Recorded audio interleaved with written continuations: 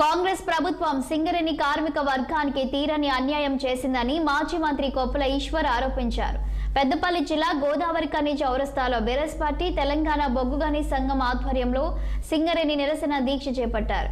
దీక్షలో కొప్పుల ఈశ్వర్ తో పాటు ఆసిఫాబాద్ ఎమ్మెల్యే కోవా లక్ష్మి, మాజీ ఎమ్మెల్యేలు కోరుకంటి చందర్, దివాకర్ రావు, పుట్టమధు, టీబీజీకేఎస్ అధ్యక్షుడు రాజిరెడ్డి పాల్గొన్నారు.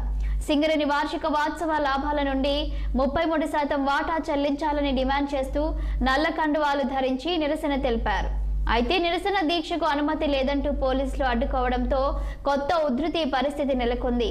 దీంతో బీఆర్ఎస్ పార్టీ నాయకులకు పోలీసులకు మధ్య వాగ్వాదం చోటు చేసుకుంది. నిరసనకారులను పోలీసులు అరెస్టు చేసేందుకు సిద్ధం కావడంతో దీక్షను తెలంగాణ బొగ్గువిని కార్మిక సంఘం కేంద్ర కార్యాలయంలోకి మార్చారు.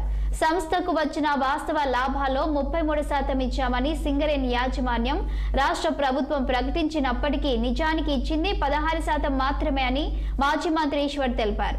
ఇప్పటికైనా సింగరేణి యాజమాన్యం రాష్ట్ర ప్రభుత్వం స్పందించి కార్మిక వర్గానికి వాస్తవ లాభాలపై 33% చెల్లించాలని డిమాండ్ చేశారు కొప్పుల ఈశ్వర్. తెలంగాణ బొగ్గుగని కార్మిక సంఘం ఆధ్వర్యంలో ఒక నిరసన కార్యక్రమాన్ని చేపట్టడం జరిగింది. ఎందుకోసం ఈ నిరసన అంటే సింగరేణిలో పనిచేస్తున్నటువంటి కార్మికుల యొక్క కష్టం ఫలితంగా సాధించినటువంటి లాభాలు ఏవైతే ఉన్నాయో ఆ లాభాల వాటా అనేక సంవత్సరాలుగా ఏ ప్రభుత్వం ఉన్నా, మరి ముఖ్యంగా కేసీఆర్ గారు వచ్చిన తర్వాత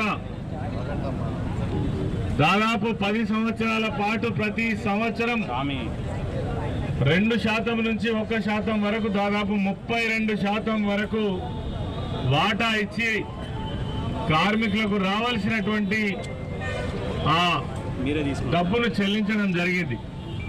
కానీ ఈసారి రేవంత్ రెడ్డి ప్రభుత్వం, ముఖ్యమంత్రి కావచ్చు, బీఆర్ఎస్